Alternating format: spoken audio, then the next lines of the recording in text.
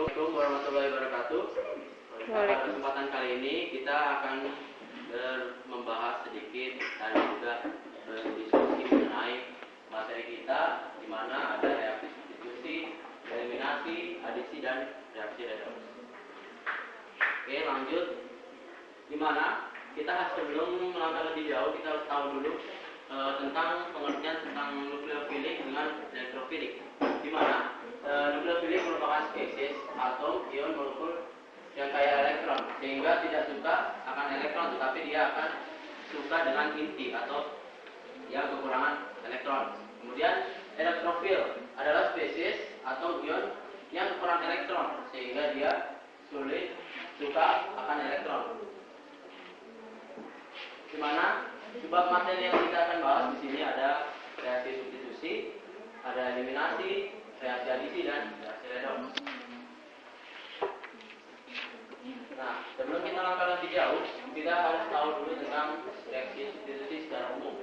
Di mana reaksi substitusi merupakan adalah reaksi penggantian yang nantinya akan menggantikan gugus alkil halida untuk dengan gugus pengganti, sehingga menghasilkan produk yang berikatan dengan alkil dengan gugus yang pengganti ini, kemudian ada gugus pergi atau yang dinamakan dengan basic group. Nah, di dalam untuk menghasilkan produk dari alkil halida dan gugus pengganti ini ada yang dinamakan reaksi SN1 dengan SN2. Nah, kita harus mengenal dulu reaksi substitusi. Secara umum, reaksi substitusi merupakan reaksi penggantian. Jadi kita punya reaksi ataupun senyawa yang kita namakan tersier alkohol. Di mana tersier alkohol ini kita akan substitusi gugus OH-nya dengan gugus Cl yang bersifat nukleofil, sehingga kita harus menggunakan katalis asam untuk mengeluarkan OH. Jadi dengan cara penambahan asam, kemudian terikatnya atom OH dengan ikatan atom H ini, selanjutnya akan elektron dengan bermuatan positif dengan karbokation juga bersifat positif, otomatis kecenderungan atom OH H2O ini akan terbentuk dan melepaskan dan membentuk karbokation. Pada saat pembentukan karbokation ini, maka bisa disubstitusi dengan gugus halida, misalkan Cl. Kemudian kita gugus dengan yang Cl bersifat nukleofilik, akan menyerang inti atau karbokation yang kemudian kita hasilkan sebuah senyawa tersier klorida. Lanjut lagi, reaksi substitusi. Sebenarnya di dalam reaksi substitusi ini terjadi ada substitusi nukleofilik dengan elektrofilik, di mana nukleofilik itu penggantian gugus dengan gugus lain mengganti merupakan reaksi nukleofil. Jadi contohnya misalkan kita punya alkil halida, kita reaksinya dengan H2O, dan yang nantinya ada gugus OH yang berada dalam H2O ini akan menggantikan halogennya, kemudian membentuk halogen berikatan dengan atom H. Kemudian ada substitusi elektrofil, di mana gugus pengganti merupakan reaksi elektrofil, di mana yang kecenderungan ini berupa atom H dari aromatik, maka akan membentuk yang bersifat elektrofil dengan H dengan yang bersifat negatif. Lanjut lagi. Nah, kita masuk ke dalam reaksi substitusi nukleofilik.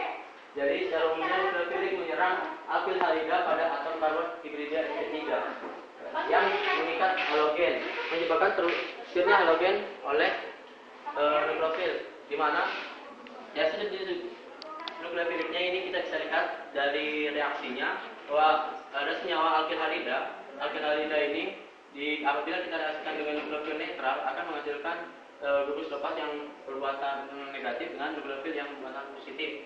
Dan apabila kita memiliki nukleofil yang bermuatan negatif, maka akan sehingga menggantikan reaksi pada nukleofil tersebut, karbokation menghasilkan alkil dengan nukleofil dengan keluarnya atom yang kita akan sisipi tadi. Kita harus tahu dulu di dalam reaksi nukleofilik terjadi ada namanya SN1 dan SN2. SN1 dan SN2 ini dilihat bahwa apabila SN1 ini terlibat ada tahap lambat hanya satu dari dua reaksi yang terlibat. Jadi dia terjadi karena ada dua mekanisme. Sementara SN2 terjadi karena adanya pada salah satu reaksi dua gugus reaksi itu ikut terlibat. Nah, di sini kita masuk dalam SN1, substitusi nukleofilik unimolekuler atau yang bisa juga dengan SN1. Di mana mekanismenya itu adanya ikatan antar karbon dengan gugus bergi putus secara heterolitik karena pengaruh kepolaran pelarut. Jadi dengan ada sifat kepolaran pelarut dari adanya sifat yang elektron negatif dengan yang elektron positif, kecenderungan elektron negatif itu akan lepas dahulu. Kemudian nanti disisipi dengan senyawa yang akan kita berikut ini adalah ciri-ciri suatu reaksi yang berjalan melalui mekanisme SN1, di mana kecepatan reaksinya tidak tergantung pada konsentrasi nukleofilik. Jika karbon gugus pergi adalah bersifat chiral, reaksi menyebabkan hilangnya aktivitas optik karena terjadi racemic. Di mana ada senyawa di sini 3 bromo 3 metil di sana, bereaksi dengan H2O aseton akan membentuk racemic, artinya bisa membentuk S dengan R. Jadi keprioritasan dari suatu gugus yang terikat akan bisa dilihat dalam bentuk S dengan R. Jadi dari mana kita bisa mengetahui S dan R ini? S di mana gugus OH yang lebih dominan, kemudian CH3 CH2. Nah, ini apabila kita tinjau dari bawah, bahwa putarannya itu berbalik searah jarum jam, sementara yang R dia akan searah jarum jam. Lanjut lagi, di mana mekanisme SN1 ini reaksinya itu yang pertama itu reaksinya harus secara lambat, di mana akan membentuk ion karbonium ini, di mana nanti gugus X-nya ini akan terlepas dahulu, kemudian akan membentuk karbokation, ion karbonium. Kemudian pada saat pembentukan ion karbonium, maka kita bisa substitusi dengan nukleofilik. Jadi nukleofilik ini bisa menyerang ion karbonium ini, kemudian bisa menghasilkan bentuk racemic, entah dia masuknya dari belakang atau dari depan. Jadi bisa racemic itu bentuk S atau R. Nah, kemudian reaksi SN1, substitusi nukleofilik unimolekuler ini seperti tadi akan menggantikan, sehingga X ini akan menggantikan dengan nukleofilik. Nah, kemudian X ini merupakan gugus yang pergi. Kemudian ini juga apabila kita reaksi dengan NaOH, OH-nya struktur elektron negatif dengan Cl, maka Cl ini dapat terlepas dahulu, kemudian OH-nya akan masuk. Nah, di sini mekanismenya dilihat bahwa SN1 terjadi spontan alkil secara lambat menghasilkan intermediat karbokation dan ion bromida. Jadi reaksi ini kecenderungannya lambat karena dia akan melepaskan dulu membentuk ion Br-, kemudian membentuk karbokation. Selanjutnya reaksi tersebut menjadi intermediate, kemudian kita bisa substitusikan dengan senyawa yang kita ingin sisipi, misalkan Cl, menghasilkan Cl yang akan disisipi dari menggantikan Br, kemudian CH3 ini akan menggantikan dengan asetat.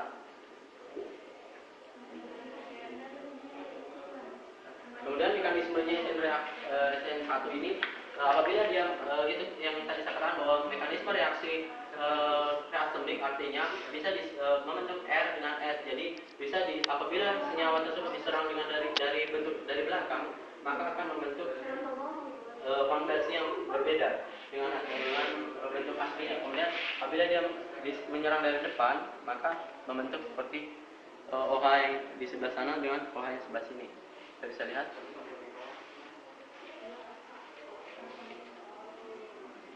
Nah, jadi di sini kita bisa lihat bahwa ini ya tadi bahwa dia nanti akan berbentuk struktur tersier dan lambat jika R adalah struktur primer. Hal ini sesuai dengan ulur kestabilan ion karbonium. Tersier lebih stabil daripada yang sekunder dengan primer. Kemudian kita lihat karena di sini bentuk S dengan R. Bisa disubstitusikan dengan H2O. Apabila dia menyerang dari depan bentuk S, apabila dia menyerang dari belakang bentuk S. Kemudian kita masuk dalam SN2, substitusi nukleofilik unimolekuler. Reaksi ini terjadi dalam satu kali tahapan, karena di mana gugus yang ingin kita sisipkan berintermediate dengan gugus yang akan pergi. Kita lihat langsung reaksinya. Di sini mekanismenya, ini nukleofilik yang ingin kita sisipi, dia akan kecenderungan menyerang dari belakang karena atom X ini bersifat elektronegatif karena apabila negatif dengan negatif akan menolak sehingga dia akan menyerang dari sisi belakang. Pada saat sisi belakang dia menyerang, terjadi transisi state atau keadaan transisi di mana yang apabila nukleofiliknya yang lebih besar, yang lebih dominan, maka akan menggantikan gugus X yang ini akan menghasilkan gugus nukleofilik sehingga X ini merupakan gugus yang pergi. Begitu juga seperti ini, apabila kita tinjau dari bentuk molekulnya, bisa kita lihat bahwa terjadi transisi state, keadaan transisi, kemudian dia akan masuk, kemudian dia akan lepas. Nah, sini ada perbandingan reaksi SN2 dengan SN1 di mana primer tidak terjadi dan SN1 kadang tidak, sekunder kadang-kadang dan kadang-kadang karena nanti ada gaya sterik di dalamnya apabila diserang dari belakang, kemudian tersier tidak dan terjadi. Bisa kita lihat step kimianya kembalikan karena SN2 merupakan serangan dari belakang, sementara raksimisasi bisa dari depan, bisa dari belakang. Kemudian nukleofilnya tergantung pada konsentrasi nuklofil, sementara ini tidak tergantung, SN1 tidak tergantung karena reaksi sedikit dipengaruhi kepolaran dan ini sangat dipengaruhi dengan pelarut. Di sini saya ingin tampilkan sedikit.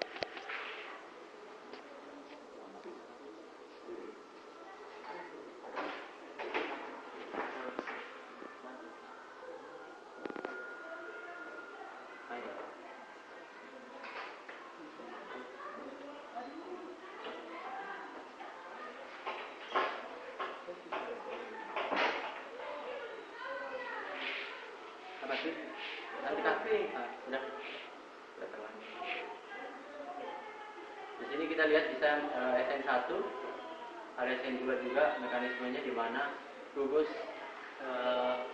SN2 di mana terjadi transisi state, dia akan mendorong. Nah, pada saat transisi state akan terbentuk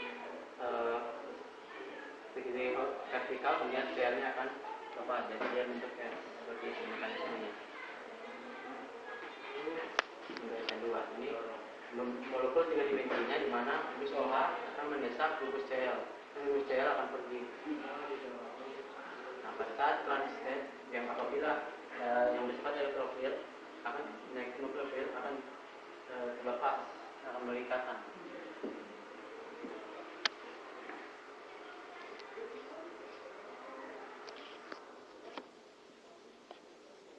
Ini tingkat energinya di mana pada saat mekanisme terjadi berlangsung, kita akan sisipi pada saat puncak, pada saat dia terjadi transisi state, kemudian akan terlepas, energinya akan mulai menurun dan akan melepas atom Cl-nya. Kita lihat molekulnya, lihat.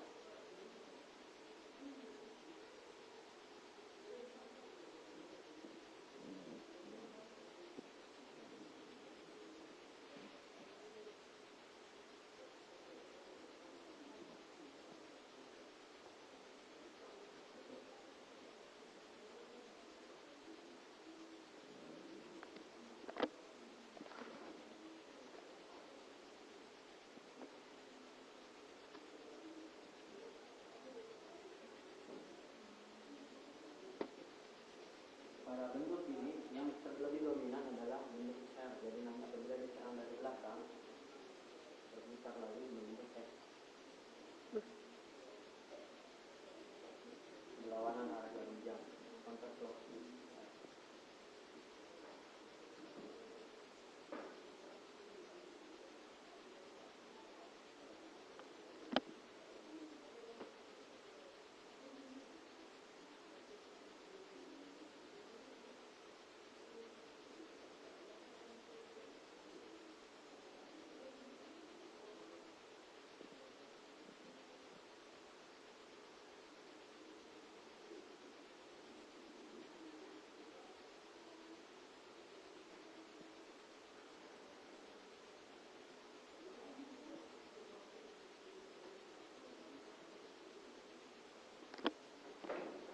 masuk dalam SN1.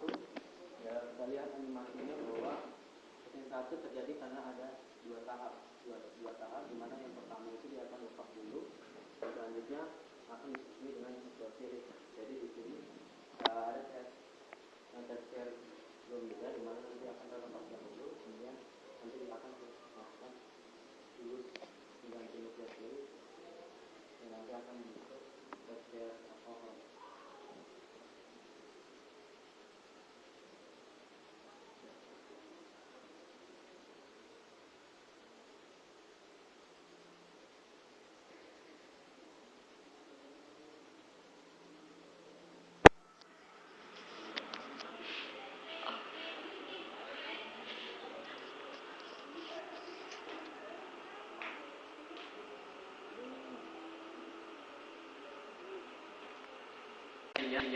Pada saat SN1 terlepas dahulu, kemudian energi akan mulai tersurut, akan bereaksi kembali dengan nukleofil, akan bereaksi kembali, kemudian energinya akan meningkat kembali.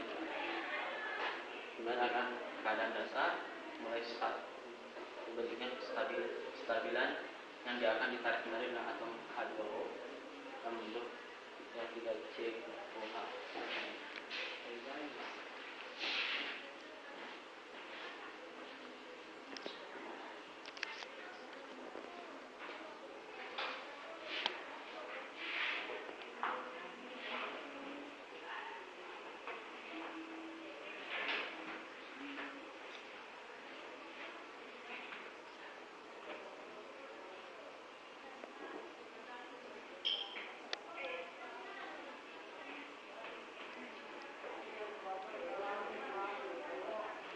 Ya, begitu. Substitusi elektrofil, di mana elektrofil merupakan kecenderungan itu senyawa aromatik dan nukleofil itu senyawa alifatik. Kemudian hal yang disebabkan ini karena senyawa alifatik lebih mudah terbentuk ion karbonium yang bermuatan positif daripada ion karbonium yang bermuatan negatif. Jadi kita ketahui bahwa aromatik itu kecenderungan bersifat ataupun bermuatan negatif, sehingga dia akan kecenderungan menyukai ion yang positif. Jadi kita lihat di sini, di mana elektrofil yang bermuatan positif, kecenderungan aromatik ini akan berikatan dengan suatu senyawa elektrofil ataupun atom elektrofil, kemudian akan mengisi atom lain terletak di benzene, kemudian akan memberi produk aromatik dengan yang atom yang bersifat elektrofil. Kemudian di sini ada beberapa substitusi elektrofil, di mana halogenasi, di mana terjadi dengan katalis asam lewit dengan aromatik dengan halogen, dengan bentuk juga atom H dengan halogennya. Nitrasi juga demikian, ada dengan senyawa aromatik dengan NO2 dengan H2O, nitrat, sulfonasi, reaksi Crittell-Crafts. Berbagai macam bentuk substitusi elektrofil yang dapat bereaksi dengan senyawa aromatik. Kita masuk dalam reaksi eliminasi. Reaksi eliminasi itu menghilangkan gugus dari suatu senyawa karbon, sehingga akan membentuk suatu senyawa yang memiliki ikatan rangkap dua. Jadi mekanismenya di sini ada eliminasi ini terdapat dua juga, dinamakan E1 dengan kedua, eliminasi 1 dengan eliminasi 2, di mana kita harus reaksikan dengan basa kuat sehingga membentuk produk alkena yang kita inginkan. Kemudian kita bisa lihat di dalam reaksi E1, reaksi E1 ini terjadi seperti dengan SN1 dengan dua tahap, di mana tahap pertama akan membentuk ion karbonium terlebih dahulu karena gugus Br akan gugus pergi yang baik. Kemudian membentuk C karbonium. Pada saat karbonium ini bisa diserang dengan ion yang negatif untuk mengambil atom H yang berikatan pada CH3. Kemudian akan CH3 ini elektron yang di sini akan berikatan dengan atom karbonium sehingga membentuk alkena rangkap dua. Selanjutnya reaksi E2. Reaksi E2 ini terjadi langsung secara satu kali ataupun dalam satu mekanisme langsung terjadi reaksi E2, di mana ion yang bersifat negatif ini akan cenderung menyerang atom H, kemudian H ini pergi tidak membawa tidak membawa elektron, sehingga elektron yang di sini akan mendorong ke C yang bersifat yang berkaitan dengan Br, kemudian menggeser Br untuk lepas, sehingga menghasilkan propena rangkap 2 dengan Br nya akan lepas dengan Br minus dengan CH3. Selanjutnya, perbedaan reaksi substitusi dengan eliminasi ini kita bisa lihat bahwa apabila substitusi, maka nukleofiliknya akan menggantikan yang halogennya misalkan.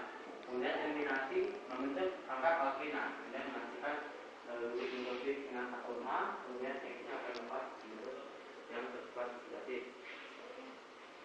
Selanjutnya, reaksi adisi. Reaksi adisi ini terjadi beberapa tahap, di mana reaksi adisi ini pemutusan ikatan rangkap menjadi ikatan tunggal, di mana kita harus menggunakan elektrofil yang reaksinya itu secara lambat, di mana reaksi elektrofil ini yang elektron yang berikatan rangkap ini akan kecenderungan mengikat yang bersifat elektrofil, membentuk ion yang positif, kemudian ini elektronnya membentuk ikatan.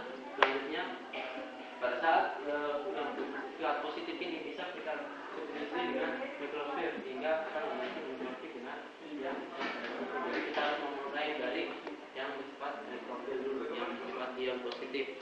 Selanjutnya, di mana mekanismenya seperti ini. Misalkan kita punya HBr, H ini elektronnya diambil dengan Br untuk ion H+. Ada H+, H diikat dengan atom yang berikatan rangkap 2 ini alkena, maka H ini pergi tidak membawa elektron. Elektronnya akan diikatkan dengan Br itu telah membentuk karbonium, dan kemudian akan terjadi ikatan antara Br dengan ion yang positif, karena Br bersifat elektron negatif, karena elektronnya dibawa diambil dengan Br, kemudian akan menghasilkan H akan berkaitan dengan C, kemudian Br akan berkaitan dengan sifat positif, membentuk dari ikatan rangkap 2 menjadi rangkap 1.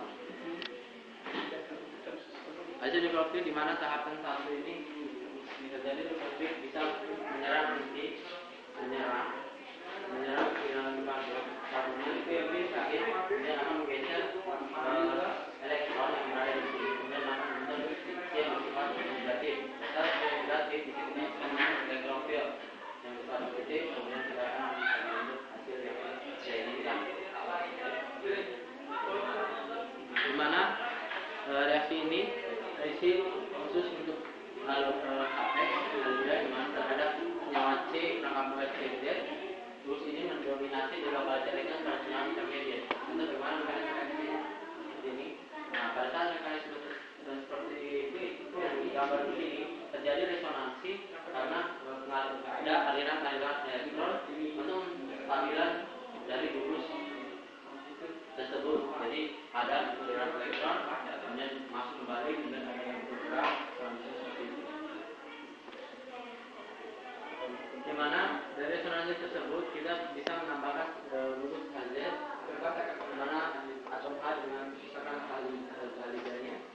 halogennya, kemudian kita bisa menunjukkan penambahan gugus H yang ini bersifat elektronegatif akan menyerang yang bersifat positif. H ini akan lepas dengan akan terlepas. Seperti itu juga. Kemudian untuk resonansi yang kedua bisa membentuk atom H untuk menambah pada CH itu membentuk CH2 dari resonansi kedua tersebut. Di mana kita tahu ada namanya adisi Markovnikov, di mana adisi Markovnikov ini ditemukan pada 1869 dengan seorang ahli kimia Vladimir Markovnikov. Nah, dalam adisi ini pada alkena asimetris, jadi atom H akan menuju atom C dikatakan yang telah lebih banyak mengikat atom H. Jadi kita bisa lihat bahwa di sini direaksikan dengan HBr, kecenderungan akan membentuk yang lebih stabil. Jadi lebih stabilnya adalah reaksi yang nomor 2, karena dia akan mengikat pada atom C yang lebih banyak dibandingkan atom C yang berkaitan dengan rangkap 2 yang di tengah. Selanjutnya, reaksi pembentukan karbokation terjadi berlangsung dengan secara lambat dan menjadi tahap penentu laju reaksi. Jadi misalkan di sini kecenderungan suatu senyawa untuk menjadi lebih stabil. Maka apabila kita mengadisi rangkap 2 menjadi rangkap 1, maka atom H-nya ini akan kecenderungan atau CH2 ini akan mengikat atom H, kemudian membentuk karbokation. Karbokation ini kecenderungan untuk menstabilkan muatan, maka bisa terbentuknya CH3 ini berpindah ke C nomor 2. Kemudian pada saat ini terbentuk karbokation yang untuk C3. Jadi bisa kita substitusikan dengan yang bersifat nukleofilik.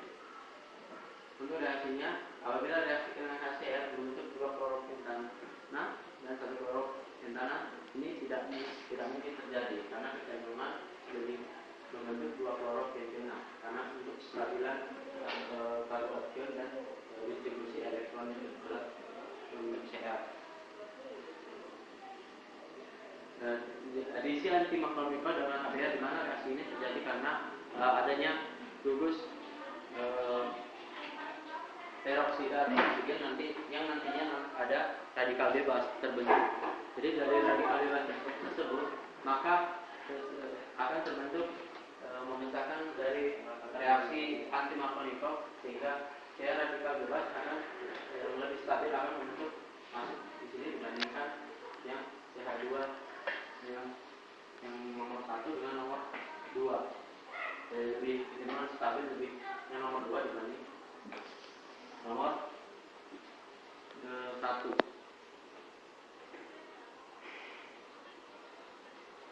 Jadi di sini pembentukan produk kecenderungan akan membentuk atom H itu akan mengikat atom C yang mengikat atom H yang lebih sedikit. Jadi antimakromikro kebalikan dari adisi makromikro. Kemudian reaksi redoks dibawakan dengan teman saya, Novianti Rasmi. Baik, saya akan menjelaskan tentang reaksi redoks atau reaksi oksidasi dan reduksi. Di mana reaksi redoks terdapat 3 konsep. Yang pertama itu berdasarkan pengikatan dan pelepassan oksigen. Kemudian yang kedua berdasarkan pengikatan dan pelepassan elektron. Dan yang ketiga berdasarkan perubahan bilangan oksidasi. Yang pertama itu berdasarkan pengikatan dan pelepasan oksigen, di mana reaksi oksidasi reaksi pengikatan oksigen oleh suatu unsur menjadi senyawa oksidasinya. Contohnya seperti 4Fe tambah 3O2 menghasilkan 2Fe2O3. Kemudian 2N tambah O2 menghasilkan 2NO. Di mana di sini 4Fe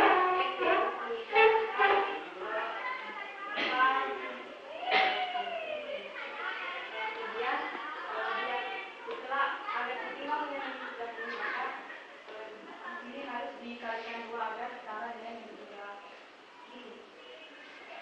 Kemudian reaksi reduksi atau reaksi pelepasan oksigen oleh suatu unsur. Contohnya seperti 2KCl3 menghasilkan 2KCl tambah 3O2. Pengikatan dan pelepasan elektron. Contohnya seperti Na menghasilkan Na+ sama 1 elektron, di mana 1 elektron ini berasal dari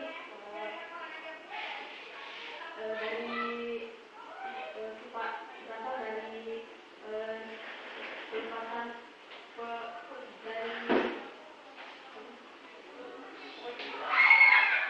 agar 1 elektron ini ditambahkan 1 elektron agar Na yang di sini dan yang di sini seimbang atau stabil. Makanya ditambahkan 1 elektron karena Na plus ini menyatakan dia itu kekurangan elektron, maka dia membutuhkan 1 elektron agar seimbang dengan yang sebelah.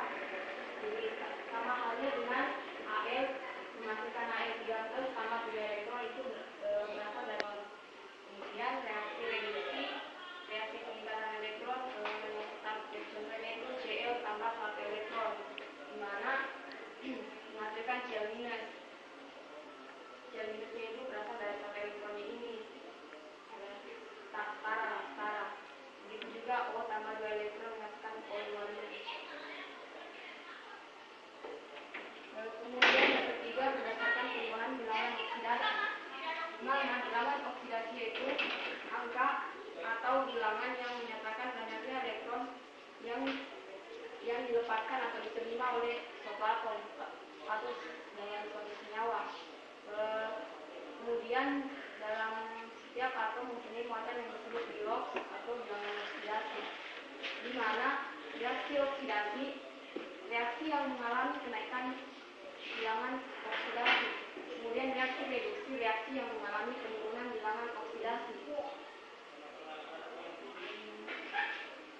Terus ini ada beberapa ketentuan bilangan oksidasi. Yang pertama, untuk bilox untuk bebas adalah 0. Contohnya seperti Na, H2O2, Cl2, P4, C8, C, Cu, Fe dan Na. Sedangkan untuk bilox ion monoatom sama dengan muatannya contohnya Na plus sama dengan plus 1, terus Mg plus sama dengan plus 2. Kemudian jumlah bilox untuk semua atom dalam senyawa adalah 0. Contohnya seperti Cu dan O, dalam CuO adalah 0. Kemudian jumlah bilox atom-atom pembentukan ion poliatom sama dengan muatan ion poliatom tersebut. Contohnya seperti atom O dan H dalam OH-, bilangan biloxnya itu -1.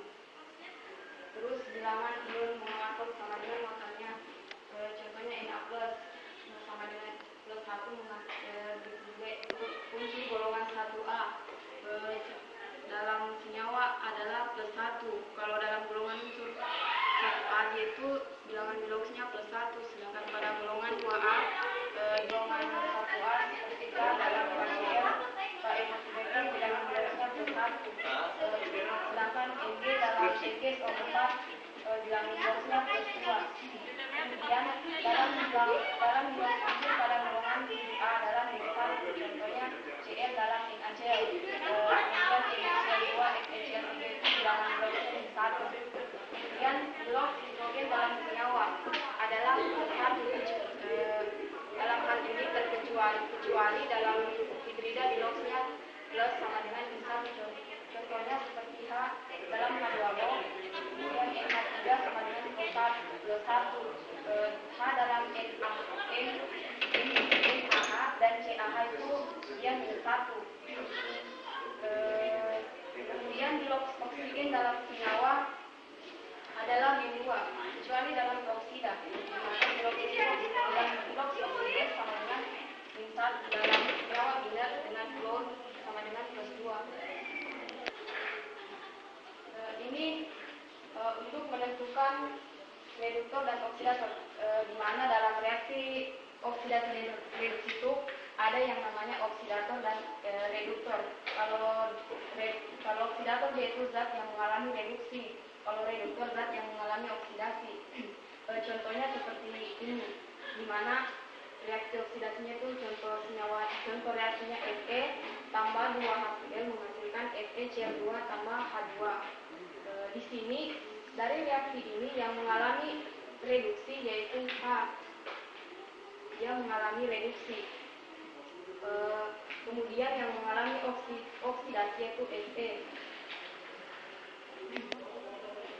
Berdasarkan dari penelitiannya, yang mengalami yang menjadi sebagai oksidator yaitu sedangkan yang menjadi reduktor yaitu Fe. Yaitu kebalikan dari oksidasi dan reduksi. Kalau untuk lebih jelasnya, karena oksidator itu reduksi, sedangkan reduktor itu oksidasi. Jadi yang disebut oksidasi itu Fe sebagai reduktor, sedangkan yang disebut oksidator yaitu H sebagai oksidator. Hasil berdasarkan ya, saya akan bertanya, bisa begini menentukan reaksi oksidator dan reaksi reduktor. Untuk cara menentukannya itu kita lihat saja dari ini, berdasarkan peningkatan dan pelepasan elektronnya. Oksidator itu kan dia akan menjadi reduksi, sementara reduktor dia akan menjadi oksidasi. Jadi dari hasil penelitiannya itu kita lihat saja contohnya dari ini kan reaksi oksidasi, pelepasan elektron, contohnya Na plus tambah 1 elektron, di mana ini kan dia kekurangan elektron. Agar setara dengan di sebelah sini, maka dia harus ditambahkan 1 elektron agar seimbang atau sama lah sebelah kanan dan sebelah kiri. Begitu juga pada AL menghasilkan AL 3+ tambah 3 elektron.